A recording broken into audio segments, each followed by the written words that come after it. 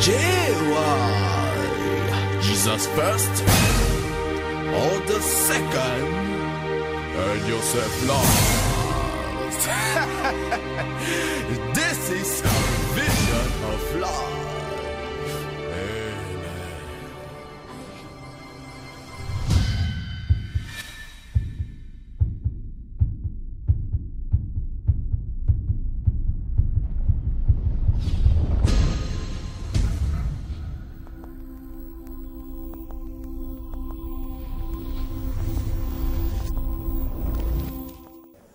Shalom, chers internautes, chers téléspectateurs, toujours dans les soucis de vouloir toujours vous apporter la bonne nouvelle, les Gospel Center J.Y. dans le cadre de son émission La rencontre des vainqueurs, votre serviteur apôtre Théophile Boubi en coproduction avec l'apôtre Martin Nongala vous présente aujourd'hui les révérends Raoul Wafo. Shalom. Shalom. Bonjour révérend. Bonjour. Bonjour cher Gabo. Merci. Bonjour chers téléspectateurs. C'est un plaisir pour moi d'être là avec vous ce matin. C'est un privilège pour nous de pouvoir vous recevoir, profiter plutôt de votre séjour en Allemagne où vous êtes invité sûrement par le ministère international de la vie spirituelle dans la ville de Bochum. Et donc nous avons vraiment saisi cette occasion, vous visiter dans votre hôtel où vous êtes logé pour que nous puissions apprendre un peu plus de vous et atteindre notre but. C'est qui Raoul Wafo? Raoul Wafo, c'est un serviteur de Dieu qui a reçu l'appel du Seigneur pour annoncer la parole de foi aux nations et susciter une nouvelle génération de serviteurs de Dieu, de leaders qui pourront justement amener le règne de Dieu sur la terre. Voilà, et Raoul Wafo aussi, chef d'entreprise. Voilà, donc je combine les deux, sacrificateurs et rois comme David. C'est ce que je fais. Ok.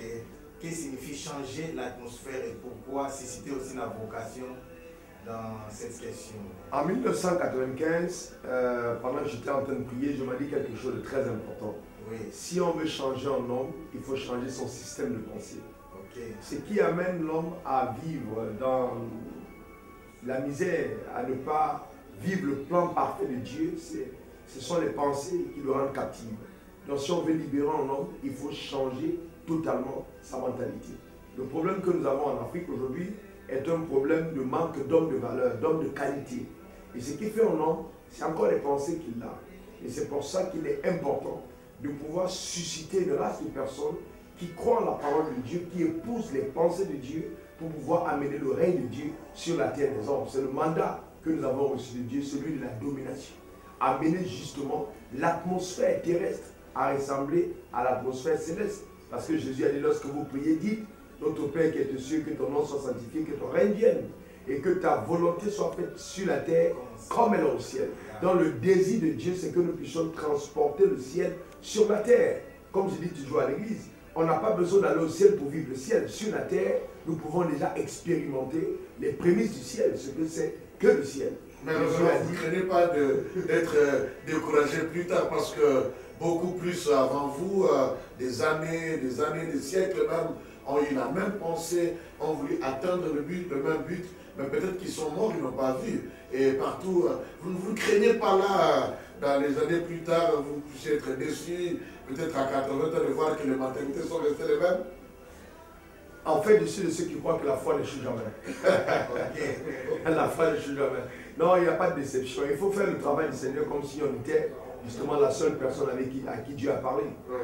Et ça, c'est très important. Donc, je joue ma partition et je suis certain que dans les nations, il y a des hommes qui ont reçu un mandat similaire et qui sont en train de faire ce qu'ils devront faire. Souvent, on peut être appelé pour un seul homme. On peut recevoir son ministère juste parce qu'il y a un seul leader qu'on doit susciter, qu'on doit défier et qui va justement amener justement l'Afrique et les générations à changer. Ça, c'est vraiment important. Toujours dans le cadre de votre mission, pouvez-vous nous expliciter les cris du macédonien? Le cri du macédonien, en fait, quand je suis arrivé en Côte d'Ivoire en 1999, j'ai commencé à explorer la ville. Parce que Dieu m'avait demandé d'aller en Côte d'Ivoire annoncer la parole de foi et de susciter justement une nouvelle race de leaders, de permettre à ceux qui le servent d'entrer en possession de leur héritage pour accomplir leur destinée. Donc en parcourant la ville, Dieu nous a d'abord mis à cœur de commencer un programme que j'avais appelé la nuit des oracles. Parce que je me suis rendu compte que beaucoup de personnes allaient au programme, mais ils allaient chercher le miracle. Ils allaient chercher la puissance de Dieu, mais ils ne connaissaient pas la personne de Dieu. Et ça, c'était dangereux. Parce que si on s'attache au miracle, le diable peut faire des miracles. Alors qu'il est important d'amener des gens à connaître Dieu, à connaître le cœur de Dieu et à marcher avec lui. Alors nous avons mis d'abord cette plateforme-là qui a changé l'atmosphère, défier l'Église à l'excellence. Ne pas faire les choses de Dieu en ayant des affiches en noir et blanc. Faire des trucs en couleur dans des salles climatisées, donnant notre standard à l'Église. Et permettre ainsi aux leaders des nations de pouvoir se retrouver dans l'Église. Parce que le drame qu'il y a souvent, j'observe dans notre manière de servir le Seigneur, nous invitons les dirigeants de nos nations dans nos églises. Et dans nos églises, le confort n'y est pas, l'environnement n'y est pas. Et ils ne se retrouvent pas. Ce n'est pas leur faute s'ils ne veulent pas prier dans nos églises. Non, le cadre ne correspond pas à leur rang. Vous voyez, il y a un certain environnement qui correspond à la royauté. Si nous voulons toucher les rois, nous devons permettre aux cadres de recevoir les rois. Dans la Bible, nous avons vu les indices d'un roi, c'est les attributs du roi. Et c'est important de créer un environnement qui permette à la royauté de se retrouver dans notre message.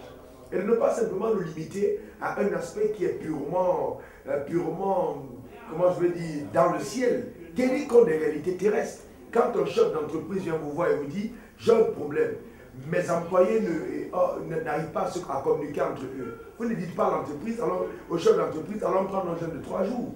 Le jeûne de 3 jours ne va pas régler la question de communication. Donc il faut un évangile pragmatique qui touche les besoins réels que les gens ont. Nous l'avons fait et ça a défié vraiment le corps de Christ. Et j'étais de ceux qui ont commencé à dire aux gens, nous ne pouvons pas annoncer l'évangile en prétendant que nous sommes les seuls. Dieu a dit qu'il a suscité les uns comme apôtres, prophètes, évangélistes, pasteurs, pour le perfectionnement du corps de Christ. Et il est important pour les hommes de Dieu de se mettre ensemble, de favoriser l'unité du corps de Christ. Donc c'est des plateformes qui ont invité les différents dons pour permettre au peuple de recevoir la nourriture spirituelle et de pouvoir croître. Après avoir fait ce programme, on s'est rendu compte que l'atmosphère a commencé à bouger. Vous arrivez en Côte d'Ivoire, en toute humilité, je vous dirais, j'étais le premier homme de Dieu en Côte d'Ivoire à faire des affiches couleurs.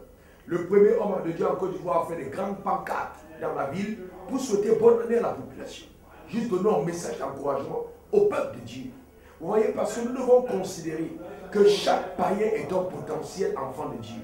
Et nous devons aller à la quête de cette personne. Ça, c'est important. Pour ne pas rester enfermés dans nos 4 murs. Si nous avons 1000 membres et nous faisons un impact sur 1000 personnes, nous ne faisons pas d'impact. Alors que nos nations ont 15 millions d'habitants.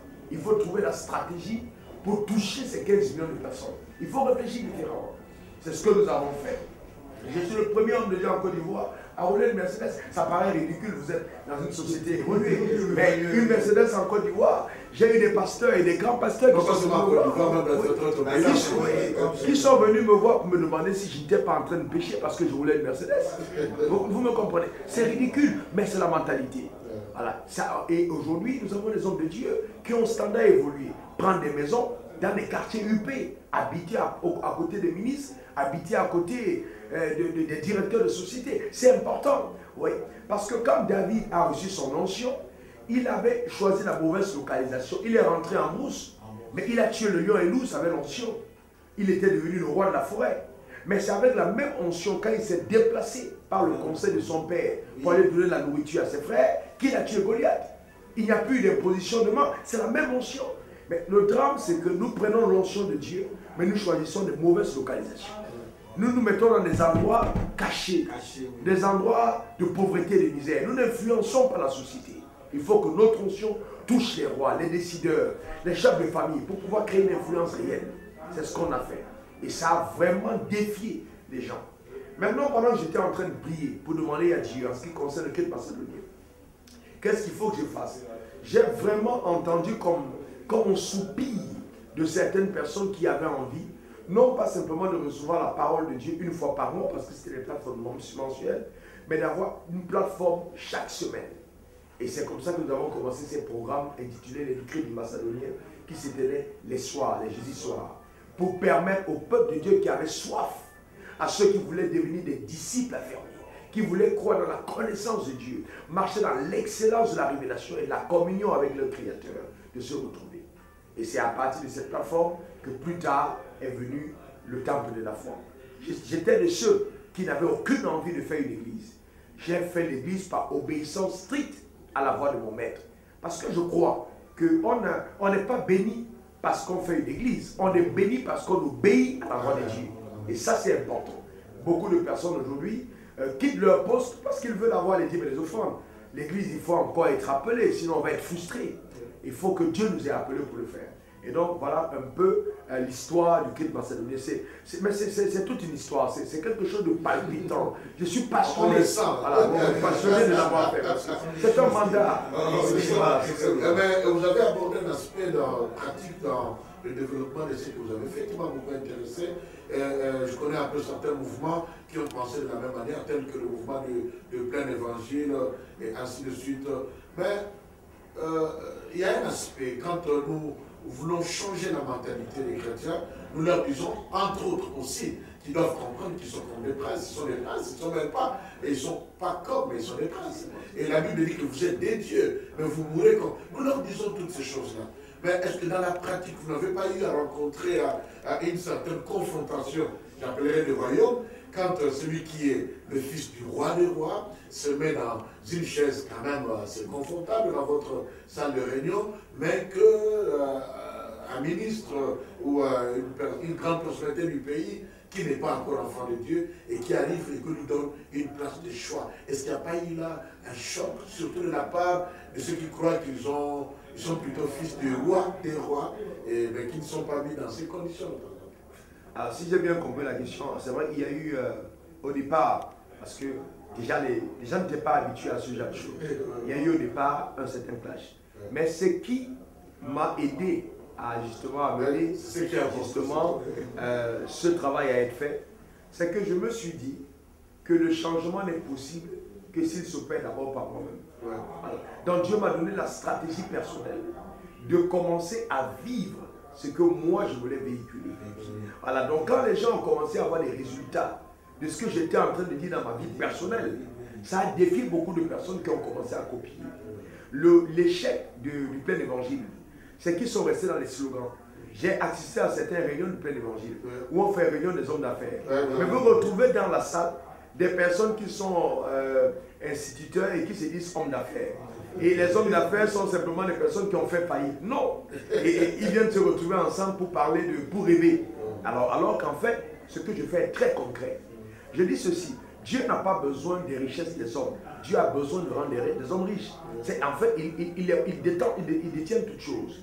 La terre et tout ce qu'elle renferme appartient à Dieu. Donc, ce que j'ai fait, j'ai défié les personnes avec le message de foi à croire que leur potentiel pouvait leur permettre de vivre un certain autre niveau de vie auquel ils ne pouvaient pas rêver. Et j'ai montré des enseignements 1 plus 1 plus 2 plus 3. Comment est-ce qu'on fait pour y arriver? Et moi-même, dans mes propres affaires, j'ai démontré que c'était possible. Je suis arrivé en Côte d'Ivoire, j'ai dormi à la gare de bus. J'ai passé 3 jours à même le sol. J'ai fait 3 mois dans le camp des réfugiés. Je n'avais aucun support d'aucune agence missionnaire. J'avais entendu la voix de l'Éternel. Quand j'ai commencé mes programmes, il n'y avait pas de moyens pour les susciter. J'ai prié le Seigneur, j'ai dit, tu m'as mis à cœur de le faire. J'ai besoin de la provision pour le faire. J'avais le monde que quelqu'un m'avait offert qui coûtait environ, je dirais, 600 €. Voilà. Et 400 000 francs CFA. Quelqu'un m'a 800 €, 400 000 francs CFA. Quelqu'un m'a offert la montre. J'ai dit, bon, je vais la vendre. Et je n'ai pas trouvé le preneur. Un jour, je suis allé prêcher la parole de Dieu quelque part. Il y avait une femme qui m'a accompagné, une voisine. Elle était avec sa servante. Quand elle a entendu le message, je me rappelle, c'était la puissance de la résurrection. Sa servante était tellement terrée par la puissance, influencée par la puissance de Dieu, qu'elle a commencé à crier. Elle a dit à sa maman, mais est-ce que c'est la même personne? Elle ne reconnaissait pas la personne. Parce que la puissance de Dieu était là. La dame m'a dit, mais qu'est-ce qui t'empêche de faire ce même programme dans ce quartier? J'ai dit, j'attends que Dieu pourvoie. Et c'est comme ça que cette dame m'a remis 500 000 francs CFA, qui est l'équivalent d'à peu près 900 €. Et c'est comme ça qu'on a commencé les programmes. Et tu as pu garder, vous avez pu garder votre montre? Oui, j'ai pu garder. Ma montre était un peu comme Isaac. Dieu voulait voir ce que j'étais capable de mettre dans la vision qu'il m'avait donné de faire. Et donc, j'ai commencé à monter des affaires. Aujourd'hui, je vais vous dire sérieusement, nous avons environ 8 banques en Côte d'Ivoire. Mais les 4 banques les plus importantes, tous les responsables des banques viennent dans mon bureau de pasteur en début d'année me souhaiter des vœux. Je ne me déplace pas vers eux, ils viennent vers moi. La direction de la banque m'apporte des gadgets personnalisés avec mon nom à l'intérieur. Je n'accepte pas de venir dans une banque et d'être reçu dans la masse. Je dois avoir un service personnalisé, approprié à ma personne. Vous comprenez? Et à partir de ce moment, quand vous faites à son leader, vous lui dites, écoutez, voici ce qui doit être fait dans votre vie, la personne vous écoute. La Bible dit que la parole du pauvre est méprisée. Voilà. Pourquoi est-ce que nous craignons Dieu? Pourquoi est-ce que quand il y a un accident, et tout le monde dit, oh Seigneur, viens, on secoue? C'est parce que tout le monde se rend compte que Dieu a la capacité de nous aider. On ne peut pas se soumettre à celui qui n'a pas la capacité de nous venir en aide. C'est une loi. On ne peut pas, il n'y a pas d'autorité dans la pauvreté. C'est impossible. Il y a de l'influence, la manipulation. Les leaders qui sont pauvres manipulent les gens. Les hommes qui sont riches influencent les gens. C'est la différence. On n'a pas besoin de manipuler, mais de créer des influences qui viennent librement du cœur, par la puissance réelle. Et vous voyez, je dis toujours ceci. La loi de la spécificité dit que chaque être humain est spécifique en son genre. Mais il est la conséquence de la multiplication d'une espèce existante. Quand vous prenez le lionceau, il ressemble au lion. Vous prenez le chat, donc il ressemble au chat. Et si vous prenez un enfant de Dieu, il ne ressemble pas au diable. Donc, il doit ressembler à Dieu. Le révérend Wafo est de ceux qui croient qu'en principe, tout enfant de Dieu, tout serviteur de Dieu doit être riche. Je suis de ceux qui croient, clairement ce qui est écrit dans la Bible, Jésus s'est fait pauvre afin que nous soyons devenus riches. Nous soyons devenus riches. Je le crois. Dieu nous a appelés à manifester la plénitude de sa puissance. Et la puissance n'est pas simplement spirituelle, il y a la puissance économique. Quand on parle des pouvoirs, notre Père qui est aux cieux, il y a le premier ciel, le deuxième ciel et le troisième ciel. Nous devons avoir une influence totale au niveau du premier ciel auquel nous sommes, qui est composé de 3 pouvoirs. Le pouvoir économique, le pouvoir politique et le pouvoir militaire. Donc il est important de comprendre que dans cette sphère, nous devons avoir une certaine forme d'influence et réfléchir différemment. Vous parlez d'associer la parole à la fracture du pain. Oui. C'est-à-dire que nous avons mis aussi sur pied une plateforme que nous avons appelée Opération Parole du pain. Parce que vous voyez, beaucoup de gens nous regardent. Et moi, je sors de la Côte d'Ivoire. Nous avons vécu des scènes dramatiques ces derniers temps, où les leaders sont pratiquement... Aujourd'hui, l'Église a perdu de sa dignité. Vous vous rendez compte, quand la vision d'un homme de Dieu, appelé par Dieu, consiste à aller au palais, à rencontrer le chef d'État, et à mettre dans son CV, j'ai été reçu par tel président, il devient minable. C'est ridicule. Dans la Bible, je me suis rendu compte que les prophètes convoquaient les rois. Voilà. Ce n'est pas l'inverse. Quand vous avez dans une nation un président de la République qui convoque les pasteurs et qui dit aux pasteurs, voici ce qu'il faut faire, c'est une dérive terrible. Quand nous avons parlé de ça, on a failli être tué dans la nation parce qu'on disait la vérité. Alors je me suis rétracté. Je me suis dit, ok, on verra la fin. Mais aujourd'hui, nous voyons ce qui s'est passé. Donc nous avons dit qu'il faut que l'Église montre l'exemple. Nous avons mis sur pied une plateforme qu'on appelait Opération Parole du pain, sillonnant toutes les communes, allant dans les villes de la Côte d'Ivoire, apporter la parole et la nourriture. Qu'est-ce que j'ai fait? Avec les relations d'affaires que j'ai, parce que j'ai prospéré sérieusement dans les affaires, donc j'ai des contacts. J'ai dit, bon, nous allons dans une commune, nous écrivons au maire. Nous disons au maire, nous venons aider la commune. Parce que nous savons que les problèmes que vous avez découlent d'une mauvaise coopération avec le surnaturel. Parce que si vous voulez changer le naturel, il faut d'abord que dans le surnaturel, les choses ont changé. Mais maintenant, écrivez-nous, monsieur le maire, quels sont vos besoins. Vous avez besoin d'eau, vous avez besoin d'électricité, vous avez besoin de nourriture, vous avez besoin de quoi dans la commune. Et il nous écrit. Alors, maintenant, nous prenons des contacts avec des personnes que nous connaissons, en disant, voilà, nous voulons aider telle commune. Et nous allons dans la commune. Nous avons un moment de partage de la parole avec les leaders de la commune, avec la foule de la commune, en parlant, en leur montrant, enseignant les principes de la réussite. Comment faire pour être épanoui dans la vie. Et ensuite, nous apportons des vivres aux veuves, aux orphelins, nous apportons de l'assistance aux hôpitaux. Et ça fait que partout où nous sommes arrivés, nous avons été hautement bien reçus. Parce que nous apportons aussi de l'assistance. L'Église devra faire un effort d'aller dans le social. J'ai vu que les gens vont dans le social comme un moyen de se faire de l'argent. Non, on ne fait pas l'œuvre de Dieu pour avoir de l'argent. Non, non, on ne fait pas l'œuvre de Dieu pour être béni. On fait l'œuvre de Dieu pour bénir. Donc nous devons le comprendre et faire les choses comme Dieu le demande. Voilà un peu l'évangélisation par diaconie. Exactement. Merci, révérend. Est-ce que vous pouvez nous parler en bref de votre ministère? Nous voyons que vous avez un ministère un peu différent des autres, hors du commun. Vous êtes vraiment en train de percer dans la dimension spirituelle et matérielle. Si vous pouvez en bref nous parler de votre ministère. Alors, ce que je dirais à chacun pour être dans la ligne de l'émission, c'est premièrement que nous devons être très fidèles à la vision que Dieu nous a donnée. C'est important. Nous devons être extrêmement fidèles. Quand Dieu nous appelle, nous le savons, il donne une vision et à la vision, il accorde la provision. Dieu ne sera pas obligé de bénir ce qu'il n'a pas ordonné. Nous devons comprendre qu'il est souverain. Nous sommes ses serviteurs, faisant sa volonté et non la nôtre. Donc quand nous coulons dans la dimension de l'obéissance à la voix que nous avons entendue du Maître, Dieu a l'obligation de soutenir la parole qu'il a annoncée, que nous avons reçue. Il y a obligation. Dans l'alliance que nous avons avec lui. Il y a un type de prière que je ne fais plus. Je ne fais pas une prière pour demander à Dieu, donne-moi l'argent pour faire telle chose.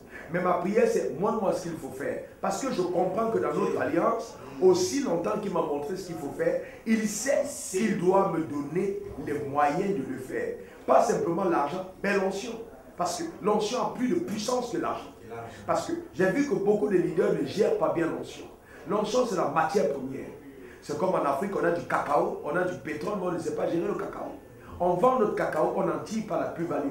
On doit transformer la matière première pour que cette matière première soit à même maintenant de générer la plus-value. Et c'est cette plus-value qui donne à une économie d'être stable et d'être forte et qui crée des emplois.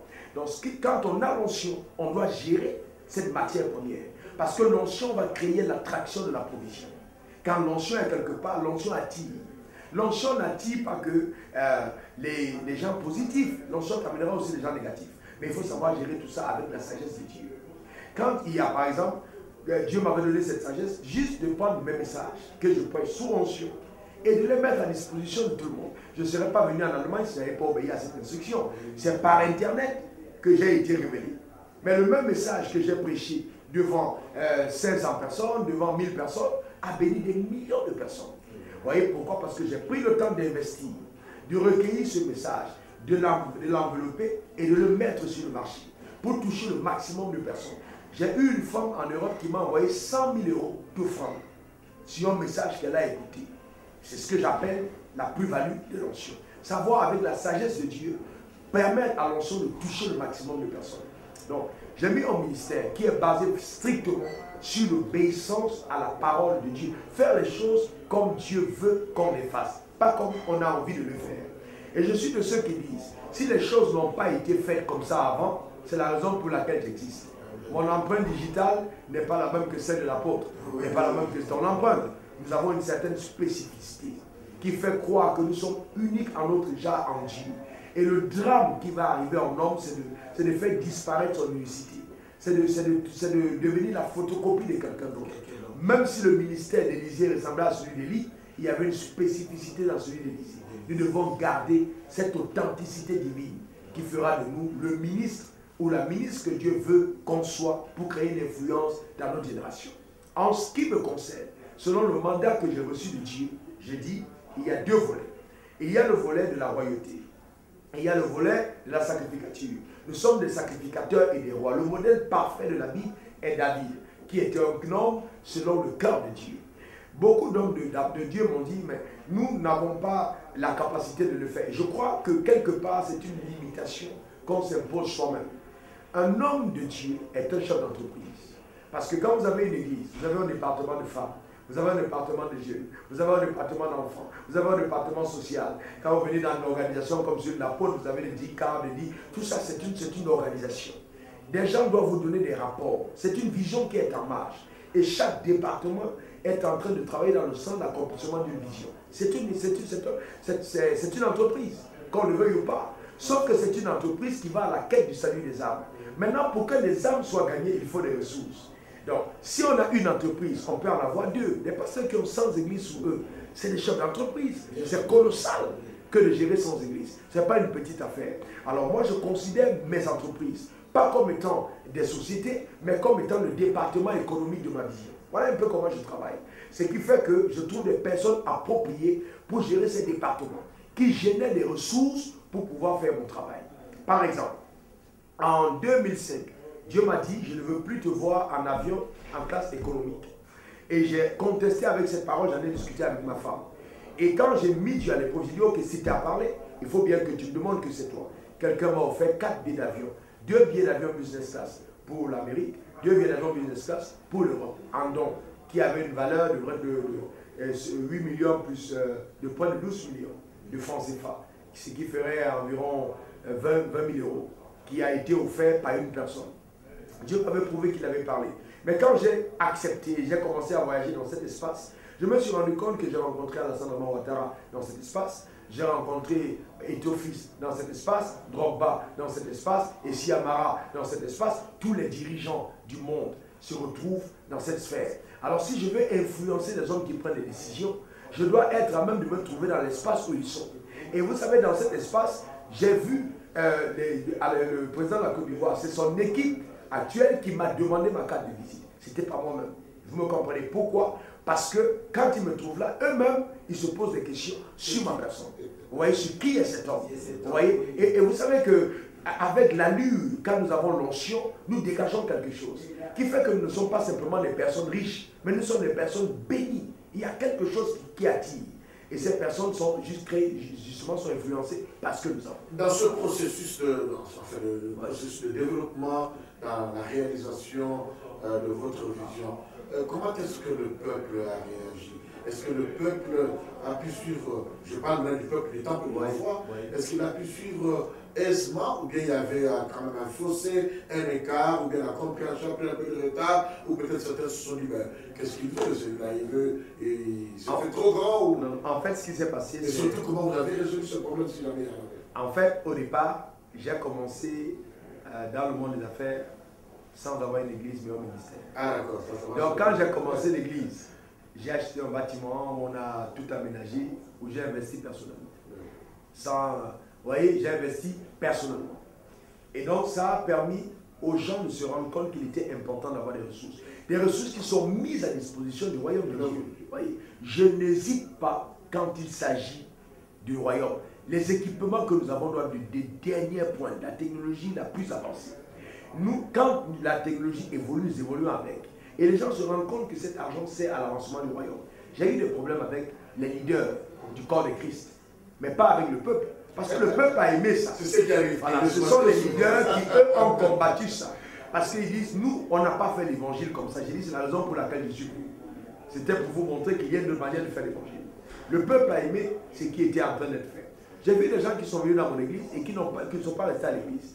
Simplement parce qu'ils disent, quand on arrive ici, c'est un endroit de riches. Quand vous arrivez dès l'entrée de l'église, les personnes qui vous accueillent, quand vous regardez leur accoutrement, vous n'avez plus aucune envie d'être pauvre. Ils sont habillés par l'église, chaussés par l'église, parfumés par l'église, des cravates, des vestes qui sont avec des écussons du ministère. Et ça donne envie d'adorer le Seigneur. C'est-à-dire quand on arrive dans l'environnement, on ressent sa présence. Tout est mis en ordre, la propriété, l'exactitude, la ponctualité. C'est une machine qui est mise en marche pour créer une influence. Nous devons comprendre que l'influence fonctionne avec des lois qui doivent être déclenchées pour pouvoir toucher les gens. Et aujourd'hui, les gens adhèrent. Mais c'est vrai que j'ai eu des personnes qui ne sont pas restées parce qu'elles n'étaient pas de mon église aussi. Le drame pour un pasteur, c'est d'avoir des gens avec lui qui ne sont pas mandatés d'être avec lui. Vous voyez, il y a des gens qui ont une certaine vision, une certaine mentalité. Celui qui veut échouer ne peut pas être à l'aise à côté de moi. Parce que l'échec n'a pas de place à côté de moi, non. Vous voyez, je parle au langage de révolution. Je parle au langage de changement. Je parle au langage de rêve. Je suis choqué quand j'arrive en Europe et je vois le développement. Je vois comment est-ce que les gens ont rêvé leur société. Ont pensé cette société alors qu'ils n'étaient pas chrétiens. Alors qu'ils n'étaient pas enfants de Dieu. Je me dis, il faut qu'en Afrique, on ait des gens qui aient le courage de rêver quelque chose de différent pour leur société. Et je me dis peut-être que même si aujourd'hui on n'est pas compris pleinement, les messages que nous laissons, les livres que nous écrivons vont influencer la génération future. Les grands leaders ne sont pas toujours compris de leur existence. Souvent, c'est après le départ que le réel changement s'opère. Jésus n'a pas été accepté de tout le monde au départ, mais il s'est focalisé sur les 12 qu'il a formés, sachant qu'il était en train de laisser une relève. Mon slogan majeur dans le ministère, c'est qu'un successeur est révélé, un succès est révélé par les successeurs. Un succès qui n'a pas de successeur est un échec. Donc je construis une génération de leaders qui vont prendre le relais. Celui qui a réussi seul a échoué. Mais celui qui a fait réussir les autres a réussi. Et c'est ça important, de faire réussir les autres. Alors, et c'est pour ça que je travaille. Vous prenez le pragmatisme, donc oui. Vous croyez à la réalité, vous-même vous mettez en pratique ce que vous prêchez au peuple de Dieu. Nous avons besoin d'un témoignage vivant pour édifier le corps de Christ par rapport à vous. Les témoignages, il y en a. Des témoignages à vous personnels. Des témoignages, il y en a, il y a tellement de témoignages. Oui. Je voudrais simplement encourager les gens en disant oui. La provision ne doit pas être un problème. Il faut avoir de la passion. Il faut avoir de la passion pour ce qu'on fait. La provision, Dieu s'en occupera. Mais c'est ça le problème de beaucoup de ministres. Comment maintenant avoir l'opportunité d'avoir la provision faite pour émerger dans les ministères. La provision, non seulement ça, il y a un autre aspect pour aborder un peu dans le même esprit. On a constaté que dans le monde évangélique, les anglophones réagissent autrement dans ce domaine de finances, dans nos ministères, que les francophones. Est-ce que vous le voyez de la même manière? De la même manière. Oui, c'est où ce problème? Le vrai problème, c'est que les francophones n'ont pas développé la foi pour les finances. C'est tout. La preuve, les pasteurs francophones ont peur d'en parler. Ils n'en parlent pas. Si vous ne parlez pas de la finance dans l'église, il n'y aura pas de finance. Vous ne parlez pas de guérison, il n'y aura pas de guérison. Vous ne parlez pas de salut, il n'y aura pas de salut. Vous ne pouvez pas vous focaliser à parler de sanctification et attendre que l'église devienne riche. Ce n'est pas possible. Il faut parler de richesse. Quand vous parlez de la richesse, vous développez la foi en la richesse dans le cœur de ceux qui vous écoutent et ils finissent par y arriver.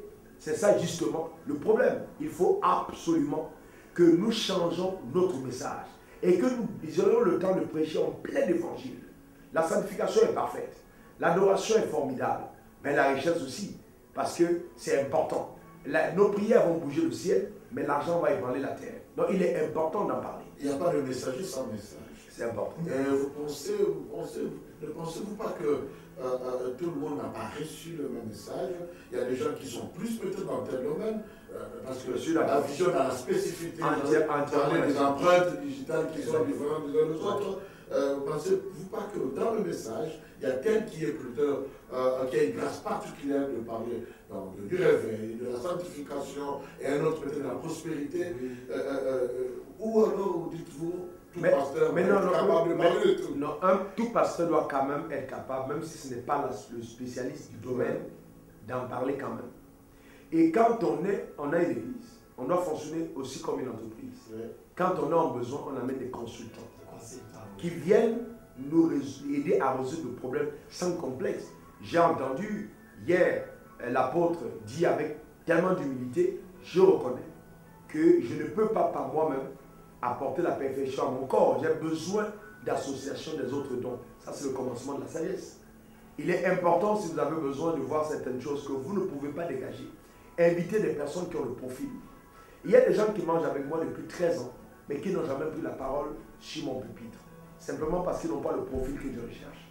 Ce sont des hommes de Dieu, mais ce qu'ils ont, je ne manque pas de ce qu'ils ont. J'ai besoin d'inviter des personnes qui peuvent apporter quelque chose d'autre que je n'ai pas.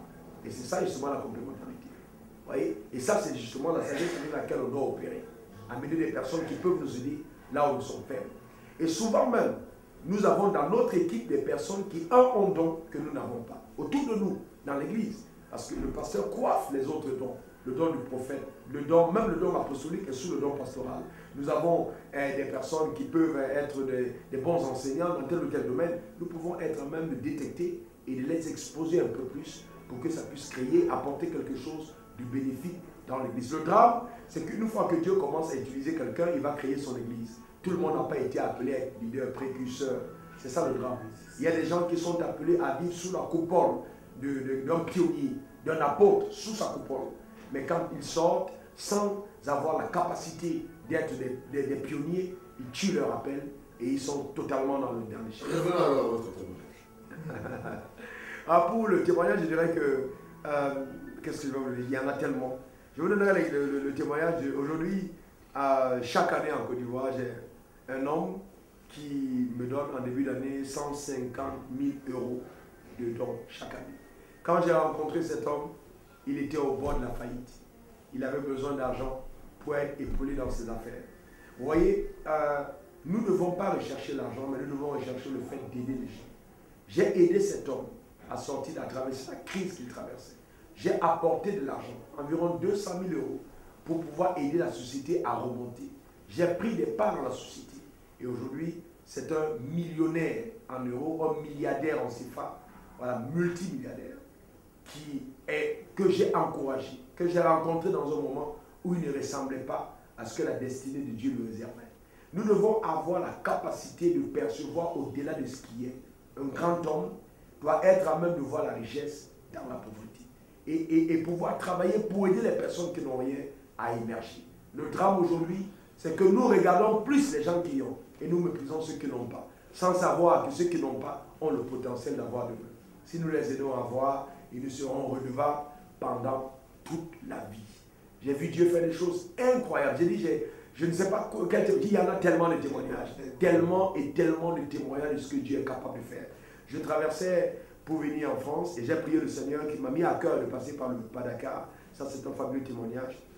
Je suis arrivé à Dakar, j'ai remis dans un grand hôtel de la ville et le soir, j'étais au bar en train de prendre mon coca et discuter avec les hommes politiques qui étaient là. On parlait, il y a des hommes politiques de la Côte d'Ivoire, des hommes politiques du Sénégal. Et je me suis mis dans la conversation, discutant avec eux, et j'ai commencé à parler de mon rêve, de ce qu'il y a dans mon cœur. Il y avait un homme d'affaires qui était là, qui à cet hôtel m'a offert un chèque de 90 000 €. À cet hôtel, quand j'ai pris le chèque, j'ai cru qu'il était faux. Je l'ai déposé à ma banque, et quand le chèque est passé, je me suis rendu compte que Dieu était capable de faire des choses incroyables. Cet homme, dans un hôtel, a écouté ma vision. Et au fond de lui, il y a quelque chose qui a bougé. Et il s'est dit, voilà le genre de choses que je recherche. Et vous voyez, cet homme-là n'était pas converti à l'évangile, mais cet homme croyait à l'idéal que j'avais. Nous devons avoir le courage de dire tout au-dessus de toi ce que Dieu nous a dit dans le secret. Avoir le courage de parler de notre rêve, de pouvoir le parler au maximum de personnes. Il y a toujours quelqu'un quelque part qui croit en ce que Dieu a mis en nous. Mais ayons l'audace d'en parler.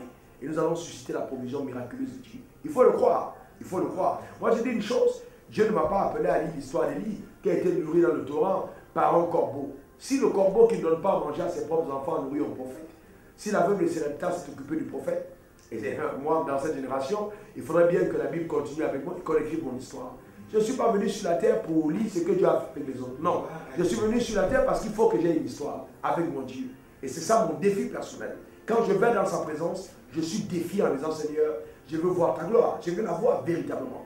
Je ne veux pas être dans un évangile où j'invente des témoignages justement pour dire que Dieu est grand. Non, il faut que Dieu agisse. Et s'il n'a pas agi, j'attends son action.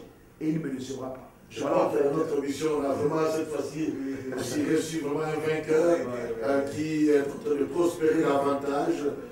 Si on vous demandait de donner un message aux chrétiens francophones, en une phrase, en deux phrases. En une phrase, je dirais que Dieu est le Dieu des hommes. Il n'est pas le Dieu des Blancs, il n'est pas le Dieu des Américains, il n'est pas le Dieu des Européens, des Allemands. Il est le Dieu des hommes. Et donc, nous ne devons avoir aucun complexe. Parce que le péché n'a pas de couleur. Le succès n'a pas de couleur. Nous devons simplement comprendre que tout part de notre mentalité. Nous ne devons pas accepter le fait que nous soyons repoussés, n'est-ce pas, à être les derniers. Non, ne jamais l'accepter. Nous sommes des fils de Dieu. Notre identité, c'est d'être fils de Dieu. Un fils de Dieu est au-dessus d'un fils de Sarkozy, de Obama et toutes ces choses. Nous sommes des fils du roi des rois. Et cette identité est réelle. Nous devons nous attacher à elle et croire le meilleur. Croire vraiment le meilleur de Dieu. Moi, voilà vraiment le message que je donne aux francophones. Il ne faut pas accepter les clichés qu'ils ont été collés. Cette malédiction des chants dont on parle. Même si elle était vraie, je sais que Jésus est mort à la croix pour l'éradiquer. Et qu'aujourd'hui, il n'y a plus de condamnation pour quiconque est en Christ. Amen. Dieu nous a affranchis et nous avons aujourd'hui l'héritage d'Abraham parce que nous avons par la foi eu accès à cette promesse. Nous devons donc choisir de vivre cette foi. Merci beaucoup, Révérend. J'ai une question par rapport à notre émission La Rencontre des Vainqueurs, mais j'aimerais avoir des axes de réponse. Okay. Premièrement, qui est un vainqueur pour vous? Et par là, parce que vous êtes déjà un vainqueur, nous voulons aussi savoir les secrets de votre leadership. Donc, premièrement, qui est un vainqueur en général? Pour moi, un vainqueur est celui qui a réussi à faire ce que Dieu lui a demandé de faire. Okay. Parce que, vous voyez, le succès dans le Seigneur est différent de la définition qu'on donne au succès. Amen. Parce que réussir sa vie consiste à avoir fait sur la terre exactement ce à quoi on a été appelé. Pour moi, c'est ça la victoire. Okay. C'est ce qui nous crée un grand épanouissement. J'ai côtoyé des hommes riches et j'en côtoie aujourd'hui, mais très malheureux. Parce que vous devez comprendre que la vraie richesse, d'abord, c'est Christ en vous. Et deux, servir au dessein de Dieu. Être sûr qu'on a fait ce que Dieu nous a demandé. Il n'y a rien de tel que de faire ce que Dieu nous a demandé de faire. Quand on le fait, on est victorieux. Alors, et le secret de la victoire, c'est l'obéissance. Il n'y a pas de victoire sans obéissance. J'écoute Dieu et j'obéis. J'écoute Dieu et j'obéis. Et pour l'écouter, il faut créer les conditions favorables à l'écoute de sa voix. Il y a une atmosphère dans laquelle Dieu se révèle. On ne peut pas passer tout son temps assis dans les conversations à gauche à droite, à regarder la télé et attendre d'avoir une intimité réelle avec Dieu. On doit savoir créer un temps à part, savoir donner une priorité à se mettre, savoir se mettre à l'écart, savoir se retirer et rester avec lui pour pouvoir garder une sensibilité. Développer une vie de prière et de jeûne, c'est très important. Vous voyez? Pourquoi? Parce que j'ai constaté que l'argent a la capacité de révéler tes faiblesses. J'ai vu des gens devenir riches et puis devenir misérables. Pourquoi? Parce que quand tu as l'argent et que tu aimes les femmes, tu auras toutes les femmes. Quand tu as l'argent et que tu aimes les costumes, tu auras tous les costumes. Tu aimes la vanité, tu feras cette vanité. Donc quand l'argent arrive, l'argent t'expose, expose tout ce que tu es, expose ton cœur à tout le monde. Donc c'est un drame d'avoir l'argent quand le cœur n'est pas prêt. Donc il faut que le cœur soit prêt. Comme ça, quand l'argent arrive, l'argent révèle le caractère de Dieu. Il est important d'avoir ce caractère. L'humilité est une valeur. On n'a pas l'argent pour écraser les autres. On a l'argent pour aimer les autres. Moi, je vous donne un témoignage. C'est vrai que je voyage dans cette classe, par exemple, mais c'est un billet qui coûte souvent 5 fois plus cher que les autres. Je ne peux pas imposer à une église de me payer ce billet. Ce serait être malhonnête. Mais, vous voyez, je prends, l'église me paye le billet de la classe économique et je complète avec mes propres fonds l'argent pour prendre le billet qui me permet d'aller là où Dieu m'a demandé. Ce n'est pas parce que Dieu m'a demandé de voler dans cette classe que je vais imposer au pasteur de payer ce billet. Ce serait malhonnête. Donc, j'ai une alliance avec Dieu. Et vous voyez, dans l'amour et le respect d'autrui, nous ne devons pas frustrer les autres. J'ai fait plusieurs voyages, j'ai demandé d'être logé dans un petit hôtel. J'ai dit aux gens, ça va coûter peut-être 250 € la nuit. Mais combien vous avez par nuit? Nous avons 75 €. J'ai dit, ok, gloire à Dieu, c'est ce que vous avez. Payez les 75 €, je vais compléter. Je ne crois pas en cet évangile où nous taxons notre message. Pour moi, je suis choqué. Non. Donc, nous devons avoir le respect pour les autres. Vous voyez, c'est dangereux, important. Pour avoir quand même une certaine attitude d'amour. Je suis contre cet évangile où il faut avoir un cachet de 50 000 € avant de se déplacer. Ce n'est plus l'évangile. Nous devons rester dans la sphère de la foi et de l'audacité de l'obéissance qui nous coûte quelque chose. Jésus n'a rien demandé à son Père pour aller à la croix. Et l'évangile doit rester un évangile de croix où on paye un prix. C'est souvent douloureux, mais la récompense est toujours grande. Chaque fois qu'on a obéi, Dieu s'est toujours montré fidèle. Et l'obéissance devrait être la clé. La clé pour voir la gloire de Dieu. C'est l'obéissance, pas la croix. Nous bénissons vraiment le Seigneur, surtout pour cette parole que vous avez dit, parce qu'il y a de ceux qui vous connaissent de loin, ceux qui ne vous voient que sur Internet et qui peuvent peut-être passer autrement. Mais nous bénissons le Seigneur, nous savons que nous avons reçu le même témoignage de la part de ceux qui vous ont invité en Allemagne.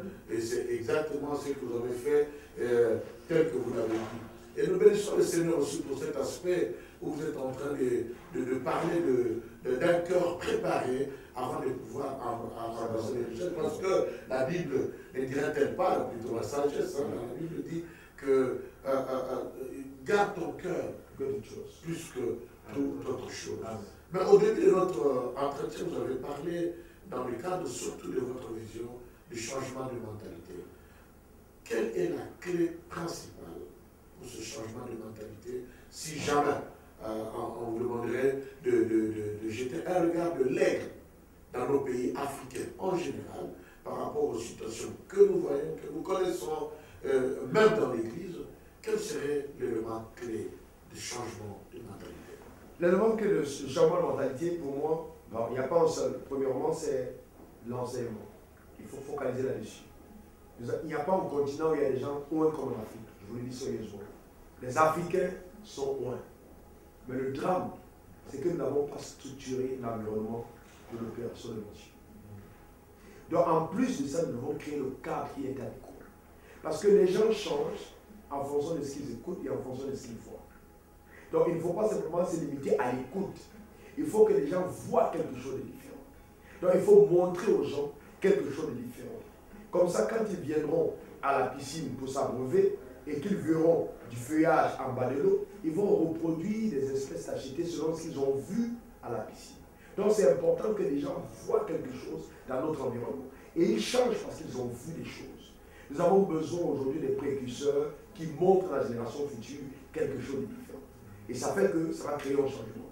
Parce que quand par exemple les gens vous voient dans votre accoutrement, dans votre respect, dans votre humilité, dans votre discipline, dans votre excellence, dans votre obéissance, quand ils nous voient, ils reproduisent ce qu'ils ont vu. Les gens n'ont pas vu le bon modèle avant. C'est pour ça qu'ils ont toujours été en échec. Mais pour pouvoir créer ce cadre, ça demande un prix énorme à payer. Et un prix sérieux qu'il faut payer, au-delà des messages qu'on prêche. Un prix énorme. Mais il faut payer le prix. La vie est tellement éphémère que, honnêtement, il faut accepter de payer le prix. Je viens de passer à un doigt de la mort en Côte d'Ivoire où un obus est tombé sur ma maison, mais qui n'a pas explosé. Nous revenons sur la localité. J'aurais pu être là, j'aurais pu être mort par cet obus. Et ma vie serait arrêtée. Ça aurait été un drame si j'avais vécu toute ma vie sans pouvoir apporter quelque chose dans ma génération. Donc c'est important de comprendre que le prix qu'on paye, on le paye parce que c'est tout ce qu'on a à faire sur la terre. Une récompense dans le Qu'est-ce que le révérend Wafo pourrait dire à ceux qui autrefois ont été aussi vus, considérés comme des vainqueurs et qui savaient eux-mêmes qu'ils étaient des vainqueurs, mais qui peut-être au fil du temps se retrouvent dans des situations plutôt misérables, des situations plutôt confuses, et ils ne savent plus ce qu'ils sont, où aller, que faire. Auriez-vous un mot à leur dire? Oui, parce que j'ai vu beaucoup de personnes, dans le royaume qui ont fini leur vie dans la déception. Déception parce qu'ils ont bâti une alliance avec Dieu. Ils ont dit à Dieu, donne-moi de l'argent, je ferai telle chose. Quand l'argent est arrivé, quand le succès est arrivé, ils ont oublié leur vœu. Et je me rends compte que quand on oublie le vœu, le ciel se ferme. Et notre vie devient une vraie lamentation, une vraie déception. Nous devenons la risée de tout le monde. C'est pour ça que j'invite tous ceux que Dieu bénit, que Dieu visite, à ne jamais oublier le faible commencement. Quand aux yeux de Dieu, aux yeux des hommes, il était rien, quel cœur ils avaient. C'est important de garder le temps de communion, d'être enseignable, de pouvoir accepter des reproches. On n'est pas des dieux soi-même dans le sens de la souveraineté du terme Dieu. Vous voyez, c'est vrai que nous sommes des dieux sur la terre. Mais nous devons accepter que les autres aient un regard critique à l'égard de ce que nous sommes. Nous devons accepter que notre staff nous parle et nous dise, attention, on a dit, ça ce que tu es en train de faire n'est pas correct. Que notre femme à la maison puisse nous reprocher telle ou telle chose. C'est important de garder un cœur humble. Parce que cette humilité va toujours nous amener à connaître une ascension sûre et certaine. Vous voyez, ne pas avoir tout ça et puis maintenant prendre cet argent, aller le dépenser dans les hôtels pour des choses viles. Moi je dis, c'est calamiteux. Moi je l'ai vu faire. J'ai vu les gens faire ça. Et chaque fois que je le vois, je dis aux gens, la fin c'est la déception. On ne peut pas être heureux dans le chemin du péché. Ce n'est pas possible. Il n'y a pas de bonheur, il n'y a pas de gloire là-dedans. Il n'y a rien, c'est la déception par la suite. Mais malheureusement, beaucoup de personnes, apôtres, je me suis rendu compte, ont été déçus par leur âme. Il faut guérir son âme de certaines malformations, de certains complexes. Aujourd'hui, vous voyez par exemple le noir apparaît avec des chaînes en or, des trucs partout. C'est le complexe de l'âme. Le noir n'aime pas la simplicité. Parce qu'il s'est dit, si j'apporte un gros costume, on saura que je suis grand. Non, notre grandeur, c'est d'abord notre état d'âme. Ce que nous sommes à l'intérieur. Ce que nous sommes à l'extérieur devrait être le reflet de ce que notre âme est. Sinon, il y a un déséquilibre dans notre fonctionnement. Et de notre âme devrait être la partie la plus joyeuse, la plus riche, la plus prospère. Parce que, à quoi sert-il un homme le monde s'il perdait son âme? Notre âme, c'est la clé. Et donc, la prospérité exactement. doit dépendre de la prospérité de notre âme. Donc, il est important de bâtir son âme et d'y travailler de façon permanente et continuelle. Ça, c'est important. Nous n'allons pas nous arrêter à l'observation. Oui. Mais quelles sont les voies de sortie pour ces gens que vous pourriez proposer? C'est vrai qu'on ne peut pas spécifier le cas de chacun, mais d'une manière générale, n'y a-t-il pas une voie de sortie? La voie de sortie, c'est la repentance. Parce que je crois que Dieu n'échoue jamais. Non, exactement. La voie de sortie, c'est la repentance. Il n'y a pas de croissance sans repentance. La croissance est la conséquence d'une repentance. Parce que nous continuons toujours de nous repentir et de croire. Donc quand nous nous rendons compte qu'une voie nous a conduit à l'échec, nous devons nous arrêter. Et avoir la capacité d'avoir quelqu'un à qui on peut parler, qui peut nous aider. Aujourd'hui, je vais vous dire ceci. Mais là, c'est encore C'est un sérieux problème que nous avons dans le corps de Christ. Mais c'est dû à l'âme. Je vous dis sérieusement, je peux vous dire, je suis arrivé un jour dans une grande église en Europe et j'ai vécu une histoire qui m'a traumatisé, entre griffes. Alors, une femme d'un immeuble racontait à d'autres, parce que j'étais invité à une convention, que non, j'irais dans cette convention parce que le révérend Wafo est là, vraiment son homme que j'aime. Oh, j'aime cet homme, j'aime sa manière de parler, j'aime comment il est beau et tout. Et la femme est allée raconter ça au pasteur. Et le pasteur a conclu que si cette femme l'a dit, c'est parce qu'il y avait quelque chose entre eux. Vous voyez? Et ce pasteur a convoqué son staff et a dit, ah, nous pensons que le révérend Wafo vit dans le péché. Et c'était terrible, sans m'avoir concerté, sans m'avoir consulté. Vous voyez? Et quand j'ai appris cette histoire, j'étais peiné, j'ai appelé le pasteur, j'ai dit non. L'attitude que tu aurais eue en tant que leader, c'était un, vérifier ta source, convoquer la fille, deux, m'appeler, moi ton ami, et en parler avec moi. Et si c'était donc vrai que j'avais eu un problème et que j'étais venu te parler, qu'est-ce que je serais devenu? Aujourd'hui, les gens ont des problèmes parce qu'ils ne savent pas à qui ils peuvent parler. Je vais vous dire sérieusement, je connais un homme de Dieu, un grand homme de Dieu en Côte d'Ivoire, pour lequel j'ai rédigé les messages pendant un mois. C'est-à-dire que chaque dimanche, je faisais 2 messages. Un message pour son église, un message pour mon église. Parce qu'il avait eu un problème d'inconduite. Et donc, il avait perdu sa sensibilité à Dieu. Il a parlé avec moi et je l'ai aidé en écrivant des messages qu'il prêchait les dimanches. Donc, je lui prêchais le message le samedi et il le prêchait à son église le dimanche. Comme ça, pendant un mois, jusqu'à ce qu'il se relève. Même ma propre femme n'a pas été au courant de ce qu'il a vécu. Et moi, je suis heureux de savoir que j'ai pu aider un frère. Je pense que c'est un problème sérieux et content. Que l'Église... bon, on va parler dans tous ces domaines, mais je crois que ça mérite quand même d'être épinglé. On ne sait plus. On ne sait plus à qui se confier exactement dans ces problèmes, dans ces difficultés. Qu'est-ce que nous ne voyons pas? Aujourd'hui, il y a beaucoup de divorces, des cassures, des mariages même parmi les serviteurs de Dieu, parfois les plus connus, ainsi de suite. Mais quand on va dans le fond, on trouve qu'en réalité, ce sont des problèmes qu'on aurait bien évités. S'il pouvait avoir de vrais partenaires auprès de qui, avec qui il pouvait parler, auprès de qui il pouvait se confier, on aurait bien évité beaucoup. Mais l'apôtre, je vais te dire que ne sois pas surpris qu'il y ait des hommes de Dieu qui souhaitent que ta femme te quitte. Parce que le syndrome de Caïn est resté dans l'église. Ils se disent que si l'apôtre a échoué, tous ses membres viendront chez nous. Les gens oublient que sont plus nombreux ceux qui n'ont pas cru que ceux qui ont cru. Aujourd'hui, dans l'église, on favorise le transfert des membres. On fait des stratégies pour attirer les autres membres. On n'a pas de stratégie pour cailler les âmes. Et c'est une désolation. C'est une désolation parce que notre priorité devra être les âmes gagnées au Seigneur. Et non les membres de notre église qui viennent à nous. Et je vais vous dire que tous les problèmes que nous avons dans nos églises viennent du fait que nous avons des membres qui n'ont pas été gagnés par nous au départ. Souvent, ils ne comprennent pas nos visions. Ils ont déjà été déformés par une autre vision. Ils arrivent dans les veulent imposer dans la vie. Exactement. Et là où il y a 2 visions, il y a division.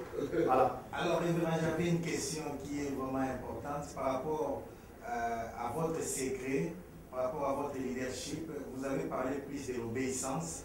Mais pour obéir, il faut écouter. Or, pour écouter, il faut développer la sensibilité.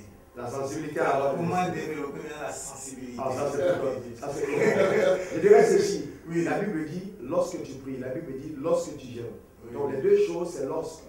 Ce n'est pas s'il t'arrive de prier, s'il t'arrive de jeûner. Donc ce sont les 2 choses qu'on doit retrouver dans la vie d'un leader. Oui. Nous devons avoir des temps de jeûne systématiques. Nous devons jeûner souvent. Vous voyez? Oui. Donc nous devons avoir une vie de jeûne et une vie de prière. Ça c'est important. Parce que je me suis rendu compte que quand on garde cette vie de jeûne et de prière, il y a beaucoup de choses qu'on évite. C'est très très important de jeûner souvent et de prier souvent. On ne peut pas exceller dans le ministère quand les 2 choses ne sont pas faites. Parce que c'est vraiment la base. Le jeûne va te isoler ta chair de son action et permettre à ton esprit d'être véritablement connecté à celui de Dieu. Et ça te permettra de pouvoir écouter Dieu avec un peu plus d'acuité, avec un peu plus de capter vraiment le réseau céleste. On a pu le dire. C'est très important. On n'a pas en fait une doctrine, oui, j'ai jeûné 40 jours, j'ai jeûné 21 jours. Non, ce n'est pas de toujours faire de longs jeûnes, mais quand même avoir ne serait-ce qu'un jour de jeûne dans la semaine, ne serait-ce que 3 jours de jeûne dans le mois, qui nous permettent quand même de nous couper et de maintenir le cœur qu'on doit avoir quand on sert le Seigneur.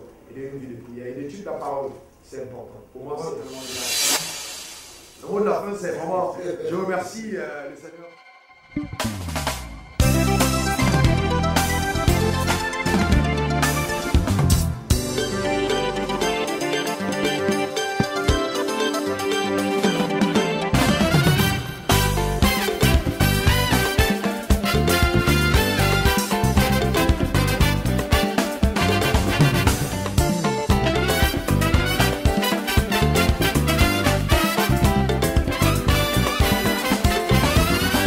Botama ezalaka na nzoto pe molimo apesi